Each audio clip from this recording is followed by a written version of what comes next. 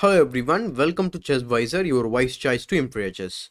In today's video, I'm going to show you an interesting game played between Magnus Carlsen and Hou Yifan. And this game was played in Tata Steel Masters 2015 round number 7. The interesting fact about this game, at this time of game, Magnus Carlsen was a world champion and Hou Yifan was also a women world champion. So without much delay, let's get started the game. So here Magnus was handling the white pieces, so he opened the game with the e4 and Hou Yifan replies with the c5, and after knight f3, knight c6, d4, c takes d4, we have open Sicilian on board, and after that e5. And after that e5, the knight goes to b5, eyeing this juicy d6 square, and that should be covered with the d6.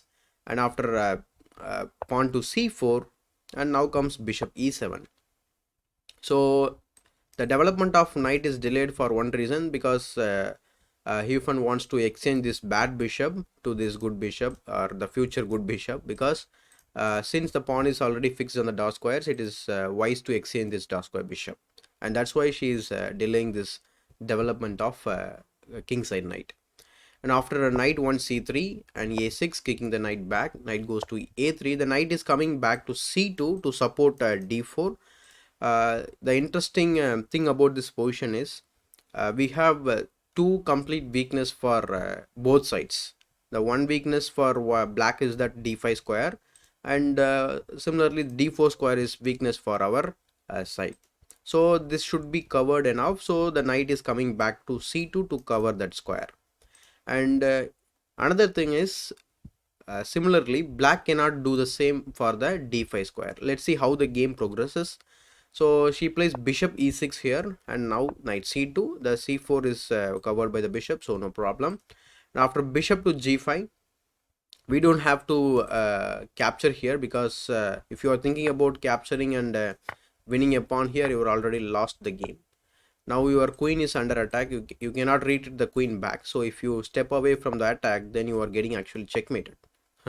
It's just 10 move in the game. So we cannot win a pawn like that.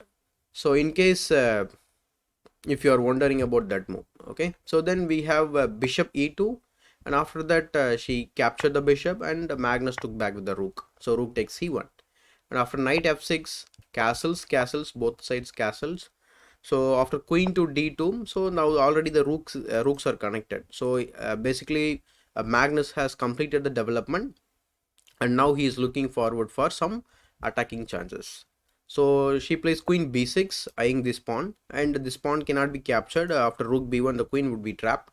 So rook f d1 by Magnus, and now if you capture this pawn, as I was mentioning, and now your queen is lost.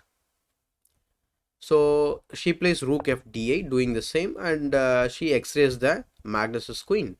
And now Magnus plays b3 to guard the c4 square, and maybe this bishop can do something else in future. So after h6, he plays h3, so prophylaxis move both side, giving a breathing square for king. So queen a7, maybe actually pawn b5 is not possible, but I don't know what's the point of playing queen to a7. So here Magnus plays bishop f3, so adding one more control over the square, d5 square. And not only that, this knight wants to jump into the center, so in that case we cannot go immediately because our pawn was hanging. So Magnus plays bishop f3. So knight e7, as the knight was guarding the d4, as I was mentioning, our c2 knight was having one main purpose of guarding d4, but now the knight is relieved from that purpose, so he plays knight e3, and now she immediately plays knight c6. I thought, okay, the game is going to be repeated, but now the moves are repeated, but now he plays bishop to g4. The idea is very simple. He wants to exchange this light square bishop, who is one more defender of d5. So she plays knight to d4, and then bishop takes e6, f takes e6. Now the important thing about this double pawn is now it is very good, what do you say, its important squares are being controlled by this one pawn, especially these two squares. So if you lose control over these two squares, already the game is lost. And after knight c2, again challenging the pawn, again challenging the knight is captured. See, actually, the good move is to play the knight back to c6 square to keep the knight. But here, if one decides to uh, capture the knight, so rook takes c2 helps the rook to the second rank. And after this, she plays rook d7, trying to double the things on the d file to maybe push the t by d5. So queen e2, and now rook a d8, rook to d3. The idea is very simple. He wants to go to rook g3 later, and in some cases, if the knight is moved away, the queen will also join the attack. So it's a small idea. So let's see how it gets shapes. So after this move, she plays queen c5, and after this, the queen is attacked by knight to a4. The plan is to play rook g3 later to attack the king side, and let's see. So queen to c6, and now rook e3 because the pawn is attacked twice, and after b6, knight b2.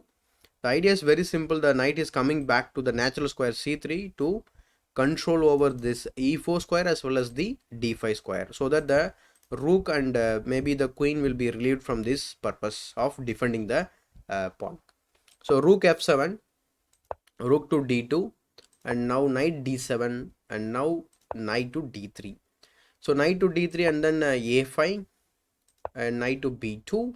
So the idea was to stop the knight going to b4 to attack the queen. So again, Magnus is trying to reroute the knight back to the c3 square. So knight to c5, and now knight to d1. As I was mentioning, the knight is coming back to c3, the natural square. So rook df8 by Hou Yifan, queen to e1, rook to d8, and now knight c3. And after rook f d7, he plays queen to d1, increasing the pressure on d6 as well as taking control over the d file.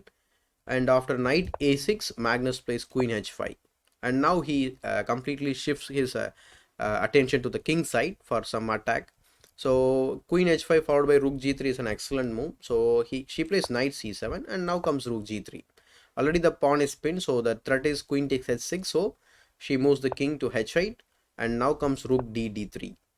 And after rook e7, he plays rook g6. The idea is very simple. He wants to involve the other rook into the game. So queen to e8, coming back for some kind of defense, but now rook d3. So the idea is now very simple. And after rook d7, she will play rook f7 in a moment. Okay, knight d1, and now rook f7. If you continue with the plan of knight to e3, then we have a problem, because after rook f6 you are actually forced to exchange all of your major pieces. Say for example, queen g4, rook takes g6, queen takes g6, queen takes g6, and after rook takes g6, and after king h7, this rook is completely misplaced. Rook to g3, and you have to work around this rook again. And that is why Magnus, seeing this, and after rook f7, he plays queen to e2 instead of the immediate knight e3 as per the plan. So rook f4, this is very annoying rook which is sitting on a f4 square, and it will take some time to kick it out. So queen e3 by Magnus, and after b5, he plays knight to b2. So he wants to go to d3, and rook d f7. In case if you are capturing this pawn on c4, say for example like this, you can capture back with your b pawn, and then you can follow it up with a knight to d3 to kick the rook away. And rook d f7 was the game move. And after c5, trying to undermine the strong center of black, she plays queen c6. In this position, rook takes f2 is not possible.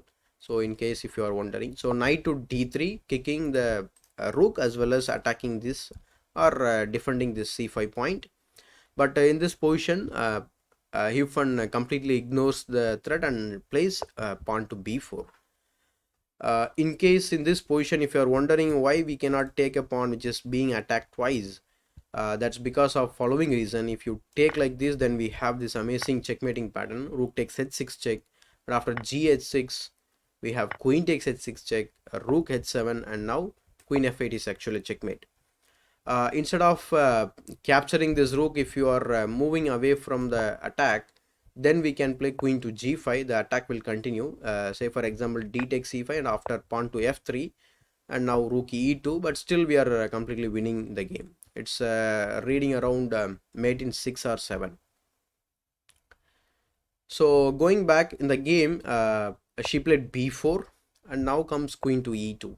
So after queen e2 she plays rook h4, but now rook 6 to g4 challenging the rook, and after one pair of rook exchange, here comes the queen back to the game again. So you cannot take this pawn because there is a fork on e5. So king to g8 defending the rook, and now queen to h5, again the same threat. So queen takes h6, so knight to b5, and now he plays rook to g4. Idea is very simple, intending or expecting this knight coming to e2. So he is moving the rook prophylaxisly, rook to g4. So knight to c3, queen takes h6, and now comes knight takes e4. And after this, queen takes e6, knight takes f2, but now knight takes e5 is an excellent move because the pawn is pinned against the queen, so you cannot take it, right? So and again we are attacking this pinned piece for the second time, and she plays knight takes h3, the final move, but after king h2, in this position she resigns the game. Why she resigns? Because you obviously you cannot take this because your queen is hanging and you don't want to play a game without the queen. And in case if you defend the rook like this, then we have c takes d6 harassing the queen again, and if you keep defending on the 7th rank, then we can play d7, and after moves like king h7, there is a mate in 2.